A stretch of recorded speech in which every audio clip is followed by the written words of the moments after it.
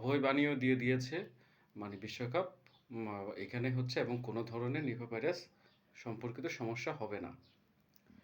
তো সেক্ষেত্রে যদি ভারত, অস্ট্রেলিয়া, ইংল্যান্ডের মতো দল ভারতে না যাওয়ার একটা মানে স্পৃহা পোষণ করে, সেক্ষেত্রে হয়তো পুরোটাই শ্রীলঙ্কায় সরিয়ে নিতে হতে পারে বিশ্বকাপ। তো তখন কি হবে? বাংলাদেশ তো আগে থেকে চেয়ে আসছে শ্রীলঙ্কায় খেলতে চায়, ভারতে যেতে চায় না নিরাপত্তার জন্য। তো তখন কি বাংলাদেশ সুযোগ মিলবে? আমার মনে হয় না হবে।